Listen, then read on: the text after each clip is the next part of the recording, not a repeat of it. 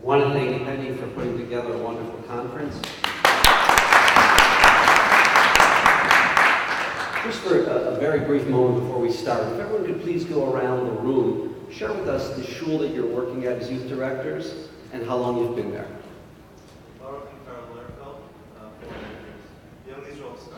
Four and a half years in Scarsdale.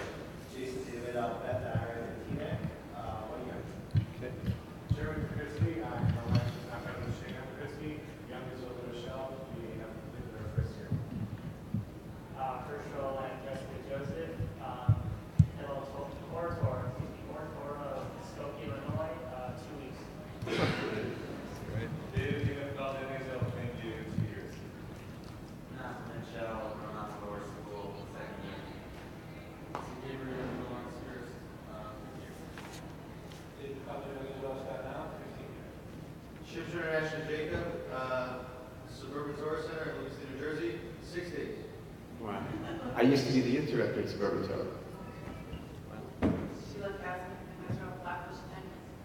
Sheila. Johnny and Sarah Biedenfeld, Youngsville Osborne, third year. Molly Goldstein, Youngsville Garden Hills, fifth year. Rabbi Pilachowski. Ben Jacobs, 6 years. Life sentence. Aaron Kaplan, Charlotte Spila, Dallas, Texas, 1 month. Mordecai Royce, the National Council of Young Israel, 2 years. Efron Sterling, Synagogue, 3 years. Sarah Lazarus, in Israel, Stanford, and this is my first year. And our OU staff, West Coast staff, Rabbi Kalinsky, and our posts. Young Israel, Oceanside, 1975. See, there's one principle that we work with here, and that is follows. The cliche that we all use, if you build it, they will come, that cliche is only true in one situation, in one scenario in synagogue life, and that's a youth department. Let's be honest. Whether it's the best Talmud Torah in terms of adult education, whether it's Chavrusa learning, whether it's mini-series, whether it's a college university type of class, whether it is the best scholars in residence, it's all wonderful and it's important. It's extremely important. Talmud Torah Keneged Kula. But it's not going to build and sustain a shul. And that's true of many other things that we do. It's important to have warm, friendly minyanim, that someone when a stranger walks in, they have to be greeted, whether the greeters at the door, made to feel warm, made to feel part of a community. And those are all crucial, and I'm using the word crucial. But there's one thing that ultimately will build a shul more than anything else, and it's the only thing that we can say guarantees the future of a shul. That's a youth department. The problem is, and this is a major problem, is that for the most part, youth departments get platitudes. Everybody believes in youth. It's like believing in motherhood. It's like believing, in the Stars, Stripes, and Spangled Banner. Everyone believes in it. Who's against the youth department? But very often the problem is that when you look at an operating budget of a shul, that's the litmus test. How much, what percentage of that budget goes into youth expenditures? I'm telling you this, and I say this sincerely from sitting down with budgets of shuls across the length and breadth of the United States and Canada. Minimally, if they don't spend 16, 17% of the operating budget on youth, there's something very wrong. But the real standout shuls, the shuls that are growing, that are doing things, that are bringing in people, membership, excitement, those are shuls that on an operating budget are spending somewhere between 20 to 30% of their operating budget on youth. You as youth directors should know. You have to do it respectfully, but you should be sitting down with the president, with the treasurer. The rabbi should have a sense. What percentage are we putting into our youth department? And I'm going to tell you this. Unless it's done in a corrupt, wrong way, which is not the case, those shuls that are putting 20 to 30% of their annual operating budget into youth are the shuls that are growing shuls. Why do I say that? What's the assumption that I'm making? Parents will follow their kids. If their kids are happy, they will come. It's the one determining factor that will shape, more than their own social needs, where they daven. Now what's crucial is this. Most shuls basically look at a youth department as a glorified babysitting service on Shabbos morning with a little bit of chinuch and education. If that's what your youth department is, well, that's standard run-of-the-mill mediocrity. A youth department is the following. It's got specific targeted programs focused on parents of toddlers, toddler programming. It's got specific targeted programs at post-toddlers, what we call early childhood, at elementary, and it has to be broken down into different divisions in the elementary school. Junior high, senior high, and it should also have a collegiate program. Now, the collegiate program very often is not taking place in the shul. It might be sending packages to the people who've gone through your youth departments over the years. It's keeping that connection. And you better believe, more than the kids who really will appreciate it at college, those same cynical kids when they were in high school, they'll appreciate it at college, the parents as well will appreciate it, that someone cares about them. You are your role models. On the one hand, you're fun, you're dynamic. On the other hand, you know what you are? You're someone who represents the Torah, represents Judaism. Look, you're a rabbi to these kids.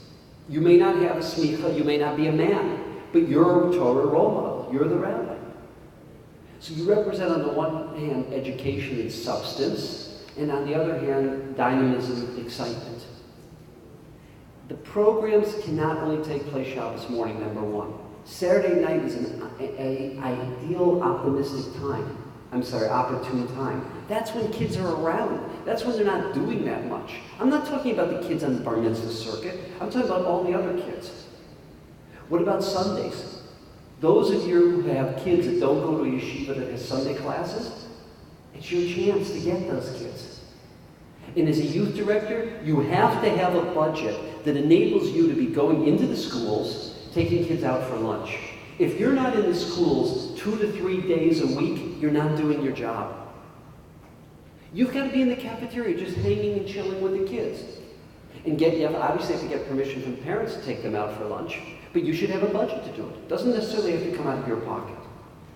That's that one-on-one, one-on-two, one-on-three time. Those kids, you should also have a budget that you're having kids over Friday nights, Shabbos lunch. Your house has to be the Rosh Hashanah. That's where the kids hang on Shabbos afternoon. That's going to build a shul. But it's not just about you. Because on the one hand, you have to be dynamic, sincere role models. But what you are is mentors and teachers. And I'm not referring to the kids in your youth department. You know what I'm referring to? I'm referring to your youth group leaders. You want to find the best and brightest. They've got to be good, quality kids. They've got to be the kind of kids that don't have to be necessarily the most popular. It would be ideal if they were the most popular. But they've got to be the kind of kids that everyone feels comfortable around. You know what I mean? That the teachers in the schools, that parents want their children hanging around those kids. Those are the ones you want to target to be advisors. And I know what you're thinking. Because look, I was a youth director. These kids have 50 things going on in their lives. They want to chill. They want to sleep Shabbos morning. But you know what? You've got to do something for them which is just for them.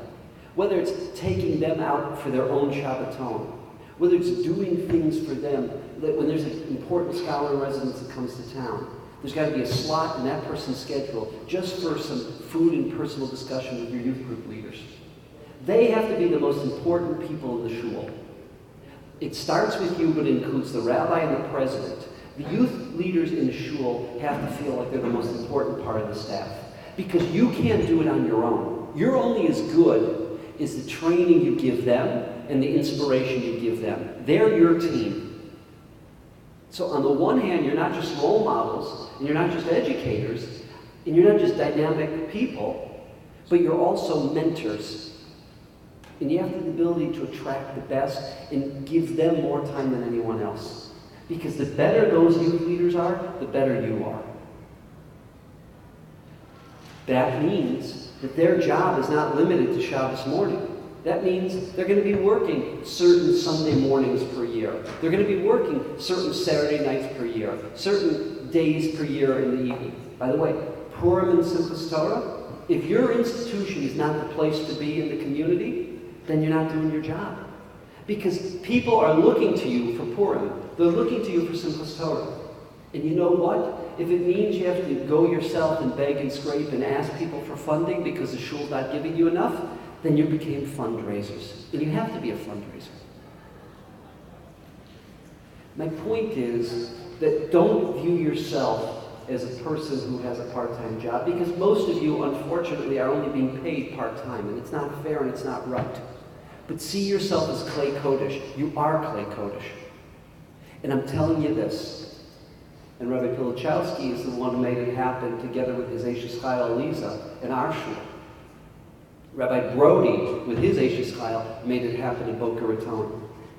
In our shul, we've grown in Beth Jacob more than any other Orthodox shul in the last 8 years. We've picked up 480 new family units. That means most of those are families, some of those might be individuals.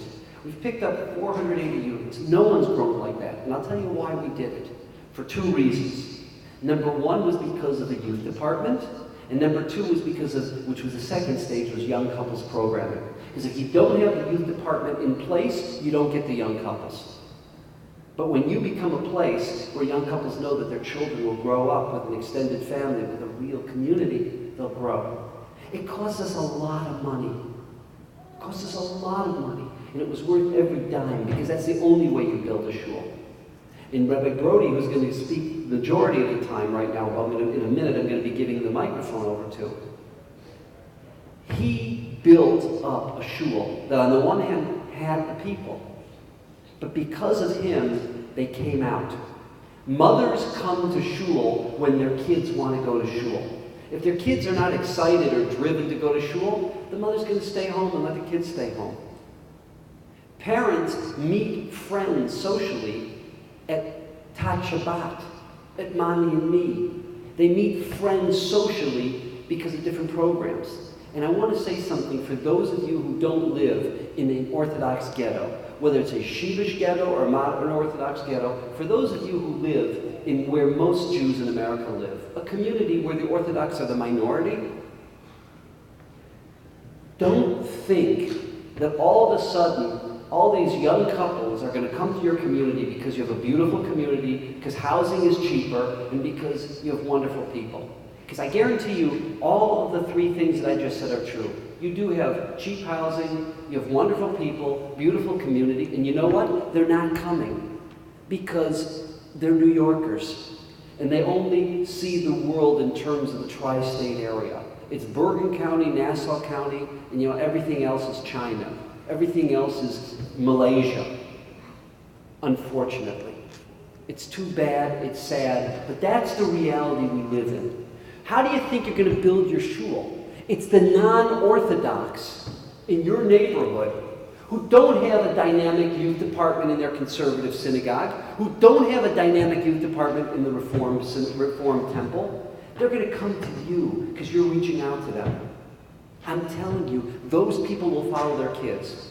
And tomorrow they're not going to become Shomer Shabbos, and next year they're not going to be Shomer Shabbos, and they're not even going to come to shul that often to the services because they can't read out of a siddur. Because a mechitza is like, you know, the Great Wall of China or the Berlin Wall. But they are going to come to shul to special events, and they're going to come to your home. And let me tell you something else. When you get those people, know in your back pocket who are the best 8 families in your community. The best 8 families that you can set them up or can have those families invite them for Friday night dinners. You want to get them through? It's not going to be through davening on Saturday morning because that's a barrier to them. It's going to be through a Friday night dinner with an Orthodox family that's healthy, normal, fun, and dynamic. That has kids of a similar age where the kids play with each other. That's how you're going to build those shuls. I wish I could tell you differently. I wish I could tell you that, see, Rabbi Josh Broide right now, he's way past the tipping point. They had an explosion in Boca Raton, and it really grew. But let's forget about Boca Raton today. It's not fair to look at it today. Look at what he built when it wasn't the famous BRS. Look at what he built when it was like everyone else, a small little rinky-dink shul with not a whole lot of families, and you have to work with not the people that are going to come down from New York, because you're dreaming if you think they're coming. If they come, God bless you, but don't count on them. You build it with the people who are there. The unaffiliated, the Reformed, the conservative, because no one else has the kind of youth department that you can build, and if you believe in it, you will build it. And no one else is committed to that. And that's where you're going to get those low-hanging fruit. They're your neighbors. They're 2 blocks away. They're 6 blocks away. They're 8 blocks away. They're living there and you don't even know it. That's how you're going to build your institutions. What I'd like to do now is to share with you probably what is the benchmark for all youth departments across America. And I know many of you. I've worked with many of you, and you have great youth departments. But in my opinion, and please feel free to disagree, the benchmark for all of us is what Rabbi Broide has created at the Boca Raton Synagogue. Without further ado, Rabbi Josh Broide. Thank you. Thank you, Rabbi. It's great. It's really great. So let me just tell you a little bit about myself. I've been a youth director for almost 15 years. I started in Baltimore at a shul called B'nai Jacob Shari Zion with Rabbi Moshe Howard. Wonderful rabbi, a wonderful shul, very small youth department that actually grew very nicely. I was also working at the same time. That was Shabbos morning. Shabbos afternoon, I would go out to the Aguda. They had their purified groups in the afternoon, and we did that. And then Motzei Shabbos, they had their, what they called at that time, what was it called? Motzei Shabbos Live, which is one of those father-child learning programs, parent-child learning programs, which I'll talk about in just a minute as well. After I left Baltimore and I came down to Boca, I was working at that time with Rabbi Brander, and again, just like the rabbi said before, this is a community that had significant growth. It's unbelievable to think about the fact that when maybe 70 families to almost 650 families in about 15 years.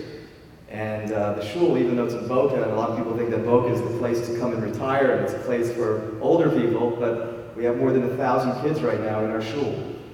And it's really, it's still growing, and it's still a great place to move, and there still are people moving in and having babies, and our youth department continues to grow.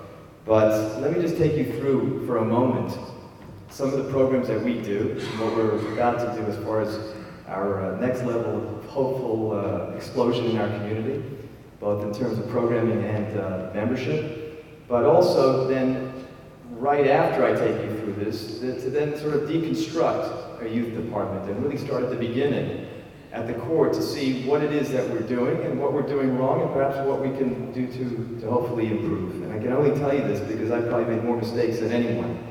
And just for example, you take a look at the room right now, and you see people are just starting out as youth directors in some of the shuls. Some of you have been youth directors a few months, a few years, but most of us sitting around this room right now are brand new to the field. A year or 2, maybe 3 years is really not a long time to be in a particular job. But when you think about it, this is something which is special. It really could be a huge career path, and it's something which does grow. Rabbi Brander, who was the rabbi of our shul before Rabbi Goldberg, he also started out as a youth director before he became the dean of the Center for the Jewish Future. Right? Richard Joel, youth director as well. Rabbi Weil mentioned he was a youth director. Many times I speak to people in federations, JCCs. It's unbelievable. There should be a study done. Most of the leadership of most of the federations in America started out as youth directors. So there's something special about the qualities of the people sitting around this room right now. And there's certainly something to be said about who you are and what it is that you all bring to the table, and certainly to the Jewish community at large and to our Jewish future. So as far as our youth department, and I brought a bunch of these calendars that we put together for the past year. You're welcome to come and take some if you would like. As far as all the graphic design, I can put you in touch with a guy that can give you a great deal on doing all of this. But we wanted to come up with a theme. Living in Florida, it wasn't too hard to think of the Disney theme. And we came up trying to model everything on something which the kids would find to be kind of interesting. First of all, we live on a circle. It's called Montoya Circle, where 95% of the shul membership actually lives within a circle around our synagogue. There's about 13 developments. Anywhere from 80 to 95% of those developments are all Jewish and members of our shul. And so we came up with this idea of an island. We've got broken down into now 5 different categories to create these different portals of entry where kids will find some meaningful interaction in the shul. We've got what we call Shabbat Blast, which includes our Tefillah Playhouse, which is every Shabbos morning. We've got our monthly main event. We've got our BRATS, which stands for Boca Raton Almost Teen Program. That's teen service. That's those hard in-between groups. Thank you very much for holding this, Rabbi. I appreciate it. We've got our B'nai Kiva programs. We've got the Sports Island, which includes our Father and Son Sports, as well as our Jewish Basketball League. We've got our seasonal programs, which includes Adventureland, Erev Shabbat Musical, Mishinata Levanecha, the Breakfast Club, and our Drama Club, and of course, our regular clubs that take place, which we call the Chesed Safari, which includes everything from the I Love Israel Club, to the Mishnah Club, to the Masmidim program, to the nursing home, to our Birthday Meiser program. So, put it down for a second. I want to thank you very much. But I'll just give you an example of some of the programs that we run. And you can really see how, I guess, sticking around with the job can actually create some momentum where maybe at some point you think the program's not going anywhere. But you have a program, for example, like the Shinata Levanecha, which is our Motzei Shabbos parent-child learning program, which I think for the first 4 years that we ran it, we were getting maybe 10, 20 kids. I think it peaked at one point about 25 kids. And the people that were coming were great. They were very interested in learning on Motzei Shabbos, spending an hour with their kids, half hour of learning, singing together, pizza, delicious, snacks every single week. But where was the program going? And then we just kept at it, and we just built a strong committee of parents that were really, really, pro the program. And the next thing you know, for the last 6 years, the program's grown to the point where we have 200 people every single Motzei Shabbos during the winter when the program runs. And it's continuing to grow, to the point where I just got a phone call this past week from Hillel, North Miami, where they want to now bring our program down to their school, not on Motzei Shabbos, because we can't run it, obviously, for them on Motzei Shabbos, but during the week, they want to run a 10-session program for their elementary school kid. Now, you have to understand, Hillel, North Miami, predominantly are not Orthodox children, but it's a great opportunity for us to move into the schools. The same thing just happened with Donna Klein, where they want to copy the program and have us come in and introduce the program to them. So again, even though we're running programs within our shul, there's so much that can be done within the community, with a greater community, that you can try and adapt your programs to. And we'll talk about this in a moment as well. But again, you just never know when that tipping point is going to come. You just got to stick with it. Just as an aside, I just want to again thank Penny, Leah, and Yehuda for putting this program together. It's amazing. This past week I got two phone calls from different youth directors about just want to talk about different programs. And I said, I don't understand. Why don't you guys just go to this conference? Well, we live out of state. I live out of state too. Just fly into the conference. I can tell by going to the executive director conferences that the OU has put together over the last 2 years. Even if you don't go to one session, just the opportunity to sit around and meet youth directors who are brand new and talk to each other and find out what it is each one of you are doing is worth it, even if it's just for that, without even going to a session. So it's great that you're all here. And again, I want to thank all of you guys for putting this together. It really is tremendous. But before we start on the topic, I think of growing your youth department, I'd like to offer the following sports analogy, or maybe musical analogy. I'm not really much of a sports guy, but you can use this maybe with music, you can use it with sports. Everyone knows that in sports, there's more than just the individual player, right? You've got the coach, you've got the assistant coaches, you've got the team owner. In music, you've got each person that's playing different musical instruments, you've got the conductor. But yet, at the end of the game, or at the end of the concert, most of us only recognize the MVP. Most of us might only recognize that one person that had the awesome guitar solo, or the awesome drum solo. That's the person I came to see. That's the person that I will remember after I leave whatever experience or whatever program I went to. And unfortunately, it seems that in youth work, specifically in youth departments that we all happen to run, is that we're looked at as that one superstar that is there to run everything. But unfortunately, as we have seen by just going around the room and understanding that everyone's been pretty new to this industry, there's a very high turnover. And unfortunately, one could argue, perhaps the reason is, because, the shul had a crisis. They didn't have anyone running a youth department, or they just got word that their youth department youth director was quitting or had to leave for whatever reason. Now we need someone else, so they'll look for the best and most dynamic leader to run the youth department. But yet what happens after that person gets the job?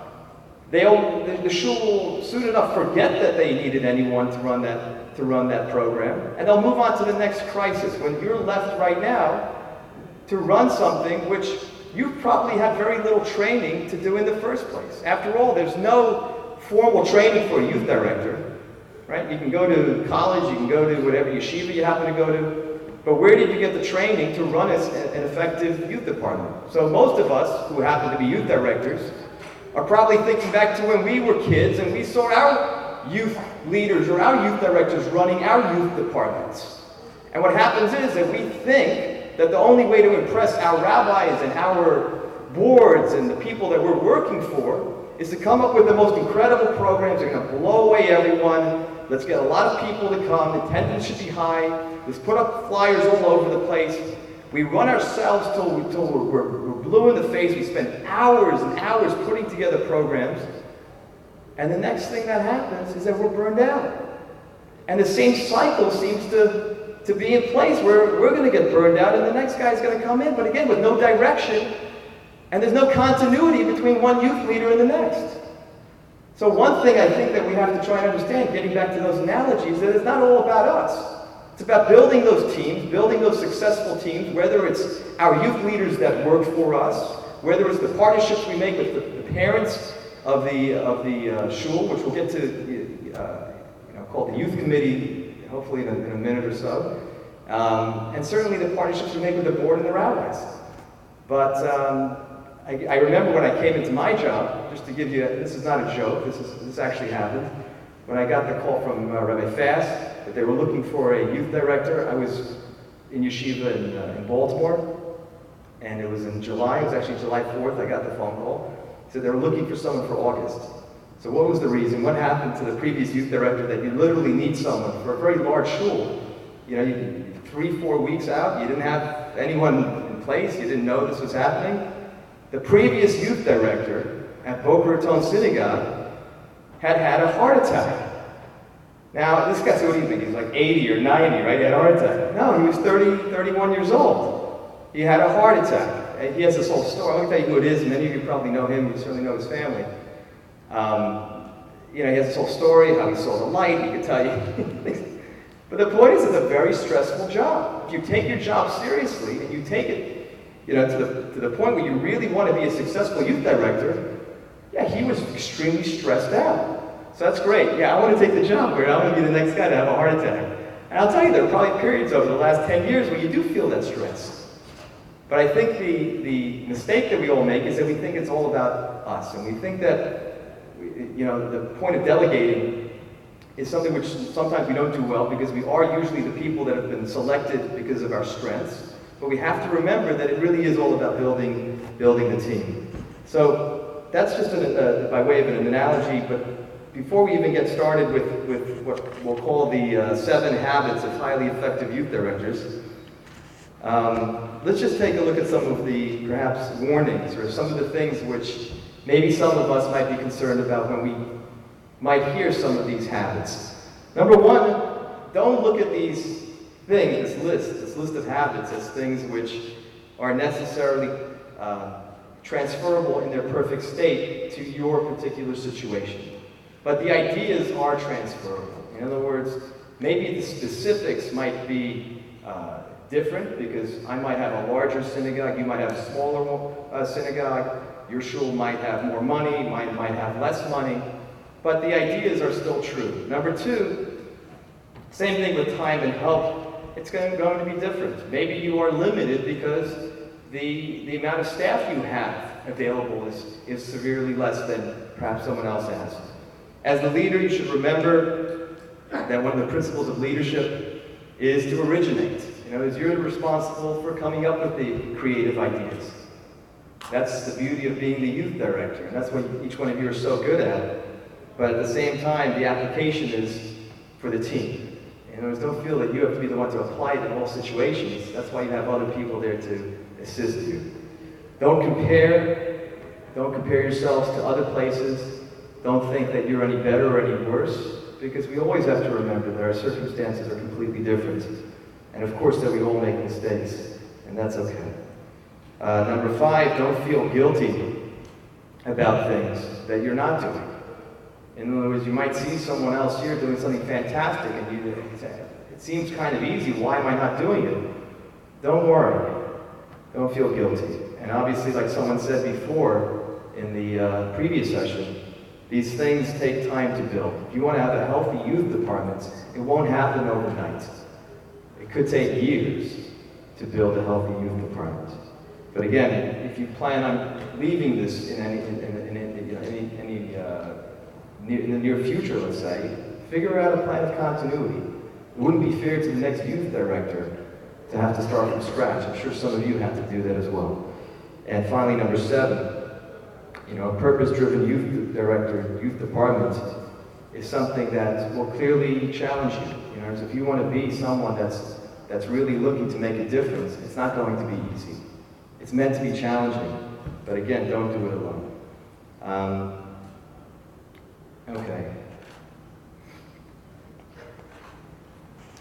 Okay, let's just take a look right now, because again, we have a lot to talk about. I'll tell you these 7 habits which I've put together. I think they're things which each one of them could be a session unto themselves. We're just going to run through them, and then if anyone has any comments afterwards, we'll talk about them as well.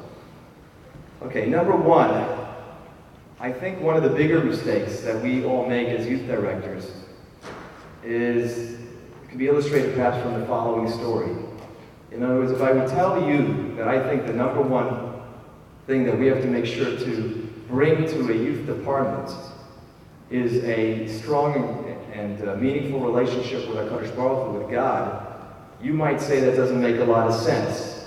In other words, if I would tell you that it's all about making sure and ensuring that my personal growth is in the right place, you might say, wait, maybe that's important, but I wouldn't say that's the most important. In other words, if I'm telling you, and let's say, for example, I tell one person, they say, I don't really hear that. I think that it's more important, to start with programs. After all, that's what we're all about. One person might agree with me and say, no, that makes a lot of sense. I think the difference would be the 22-year-old youth director might say it's all about programs, whereas I think working for a shul, I think we all have to agree that the seasoned youth director might say, we first have to understand. Okay, gotcha. Thank you. I'll run through these really quickly. The seasoned youth director has to make sure that we really understand that we are the role models not only for the children, but for the staff that we're running. And we have to make sure to always work on ourselves to be that role model. Number 2 is to make sure that we have a purpose. We have to make sure that not only do we, understand why it is that we exist and define why we exist, but also be able to communicate that to our membership. Figure out the methods of communication to make sure that everyone understands with a clear vision what our purpose is. Number 3, to understand what our potential audience is. And this is crucial because, like many of you have said before, when it comes to our potential audience, is our potential audience those kids that are in our youth department right now? Is the potential audience the kids that won't come into the youth department and are all hanging out in the hall? Or for us in Boca Raton right now, our potential audience is the greater Boca Raton community. We just built a brand new, I don't know what you want to call it, auxiliary to the shul called the Boca Raton Jewish Experience. We're printing 5,000 copies of this new brochure, which I'll be happy to show you, that's got all these beginner programs, all these beginner classes. One of the pages in the brochure is all of the youth programs, it's called Fun Programs for Children, everything from our Erev Shabbat musical, to our Vishinantam Saturday night program, to all of the different holiday programs that we run, because we figured that these are programs with a little tweaking, not much tweaking, could actually welcome all the children in the greater community who are not Orthodox. We don't have to do anything. The programs are already there. The infrastructure is already there. Let's invite them in and let's figure out ways to get them into the shul. Number 4 is figuring out programs. Once you've already figured out, look at number 2 and 3, your purpose. Once you've defined what your purpose is, and you take number 3, which is your potential audience, now you come to your programs. In other words, what most of us usually have done, and I'm clearly guilty of this in the beginning, is we start out by defining what our programs are. Well, what are our programs? Let's look in the yellow pages. Oh, there's a bowling alley? Okay, let's go bowling. Oh, there's an arcade or amusement park? Let's go to the amusement park. But that doesn't fit our purpose. That doesn't fit our mission, then why are we doing it? Figure out what your goals are, figure out who you're trying to cater to, and that will result in what programs we're going to have. Your audience will clearly grow. Number 5 is the process, making sure that everyone in the youth department, whether it's the children or the parents, understand where they fit in this process. You know, what's the growth plan? What's the spiritual growth plan? Again, like the rabbi said before, like so many of you have said in the other sessions, not babysitting.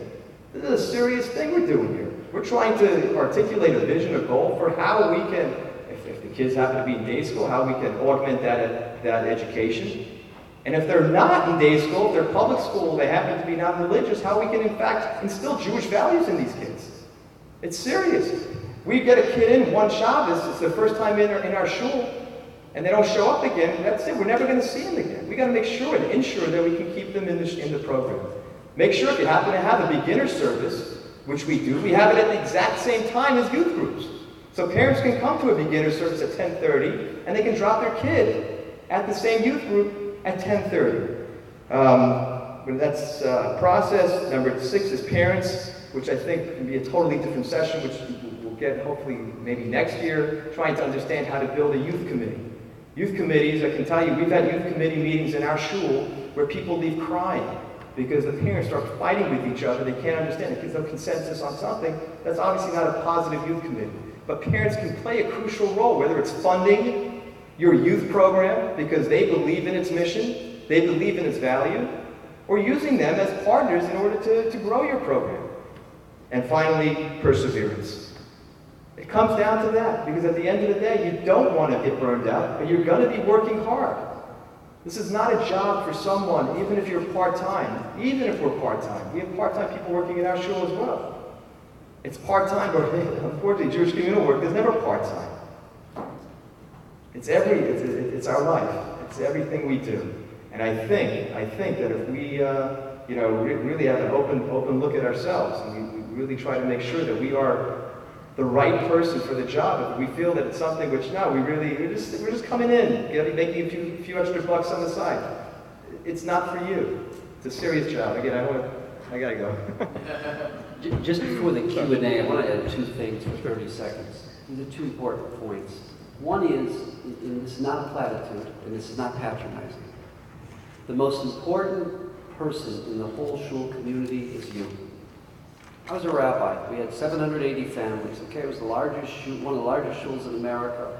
I'm telling you now, the rabbi is not the most important person in the shul. It's the youth director. And any rabbi who's worth his salt knows that. Who's the second most important person in the shul? The staff that you create. Your team players, those adolescents and collegians who you mentor and train. And the rabbi, guys like me, we're the 3rd most important person in the shul. But you're first and your staff is second. And those are the great shuls, and those are the shuls that will grow. Second point. I left this out. This is extremely crucial. Chacham Einav Barosha. You all have in your community educators. Whether it's a Rebbe or a Mora at the day school. Whether it's some person who's a very outstanding, dynamic person, use them. Very often, that educator could use a few extra bucks. And you give them a position, whether it's running junior congregation, whether it's coming into each group for 15 to 20 minutes, because that person's a better educator than you are. Maybe not as dynamic, but a better educator. Think, are there parents in your shul who are great storytellers? Are there parents who's a rabbi, really good with kids, and you can lock him in for 10, 15 minutes Shabbos morning? I want to go back to something Josh said. It's not all on your shoulders. You're a leader. You have to think like a business person. You have to think like a visionary. And that means look and find what kind of talent exists in your community and employ it and utilize it. Because you'd be surprised. Every one of our shuls has 3 or 4 people that you can bring in as the star. You know, like the star that comes in for a few minutes, etc. You know, imagine, let's say, on the talk show, and they bring in the big star. They're not spending 2 hours with that person. That person's there for 10 or 12 minutes, but that's the highlight of the show. You can do that. You don't have to be everything and do everything, nor do your leaders that you're training have to be everything and do everything. You've got a whole community out there, and you have to use those resources. At this time, let's stop and take some Q&A. First question. Sorry. Anyone? Mic over. No, What? The mic. This is for the unaffiliated people in your neighborhood, how did you PR your events to them?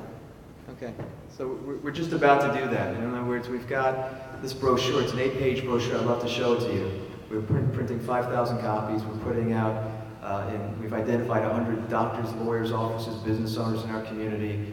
But that's only one piece of it. The other part is that, I don't know if you heard yet, but Rabbi Goldberg, it seems like he's going to be really making a major emphasis on outreach this year. He said his Tshuva drasha might be dedicated to outreach. We're very fortunate that the rabbi really believes in this and is going to make it the number one item on his agenda this year. We were already coming up with these creative ideas where like programs like Shabbos Across America, where you bring everyone to a shul and you have maybe 100, 200 people for a dinner on a Friday night. But we have 650 families. Why not have every single one of them one Friday night in November, leading up to this Friday night, have everyone at their homes, one family per home, and giving everyone I wouldn't call it an obligation, but try to really encourage people to make sure to at least make one connection, one solid connection with another family, while dozens of people that have young kids that will start coming to our programs. Are there Jewish families in a 2-block radius of your house that have kids? Simple as that. Then do you know any of them? You know? And they may not know, but they say, well, who could have helped me with that? It's an issue of sitting down one afternoon. It's not everybody's home every time you call them, but in the course of a week, you're going to come up with 20 to 25 new families that you can target. And by the way, when you're on the phone with your parents, don't just make that part of the conversation. Ask them about their kids. People like to talk about their kids. Ask them about their kids. Get excited about their kids. I recommend to all of you to have a directory of, you should have a directory on computer of the birthdays of all of your children in your youth department. And you should be calling them. If you can afford it through the shul, send them something for their birthday.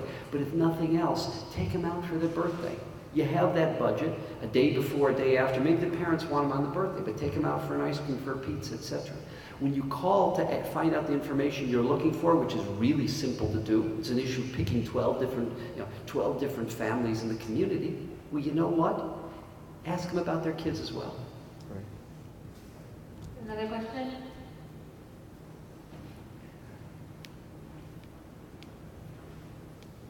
How would you go about assessing the qualities or abilities of your community? Would it be as simple as just being present and getting to know people or asking people? Or is there some other method of putting out some kind of questionnaire or something like that in which people can respond? It goes back to networking. So in the Gemara's terminology, chavra de chavra islay, right? Which in modern terms is networking. I'll give you an example. You're in Livingston. So you're going to sit down with Howie Blank, you're going to sit down with Beth Stadfeld, you'll sit down with Cal and Susie Fishbein, you'll sit down with 2 or 3 other couples, and you say, look, I want to know who's got unique talents. Who do you think, whether it's telling a story, whether it's doing something, whether it's having something to offer, who in the community has something? And my point is, start with them, and they're going to network. And even if they themselves can't come up with something, which they all will, they're going to send you to someone who can. And the same thing goes, what I would use is, use that resource of that school. So take your community, you've got JKHA, etc. You want to know who are the exciting educators, who are the dynamic educators, who are some of the educators that are quality that have been around, and you can get a sense of the history of the parents, history of the families that have been there. It's that kind of networking that'll get you those kind of phenomena. The same thing applies also not only with the networking in that respect, but also with the faculty and with the kids in the school. For example, this past Friday, I went down to what's called Donna Klein, which is our equivalent of it's called JKHA or whatever the school in Livingston is. The point is, there's 600 kids in the school, and there's about 75 faculty members. They love having, let's say on Friday, their monthly assembly, a guest speaker. You got to make sure to be that guest speaker at all these places, and first talk to the faculty. You're not being invited to speak to the faculty. They don't want to hear you, but you're up there. You've got a microphone. You've got a captive audience. Explain to them who you are, where you work, what you do. Oh, you know what? I've got a great program on Saturday nights. I got a great program on Saturday mornings. And then you talk to the kids and you tell them a great Shabbos story. It's 10 minutes, but what better advertising than that? And it's free. You got to just run into these schools. They're looking for speakers. I want to ask something from a selfish perspective from all of you. Can you do me a favor? Will you email or call Penny and let us know about the things you do well? And there's a reason why we want to know this. Things that you do well, instead of everybody having to recreate the wheel, we want to share what you do well with everyone else here and with the people who are not here. We want to hear, we want to learn, and use you as role models. Because I want to make one thing very clear. We sitting in an office in 11 Broadway, we know nothing. All we are is a bunch of talking heads. You guys are the ones on the front line. You're the ones doing the action. You're transforming the kids. You're working with the parents. You're building communities. And each and every one of you is going to have certain areas that are going to be absolute gems and pearls. And you're going to be resources and you're going to be networks, not only to the people in this room, but you're going to be a resource and a network to all the people out there. So if you don't mind, please bombard Penny with calls and emails. She wants to hear, she wants to know, because she wants to share what you're doing with everyone else. Right. Time for one last question. Anybody have?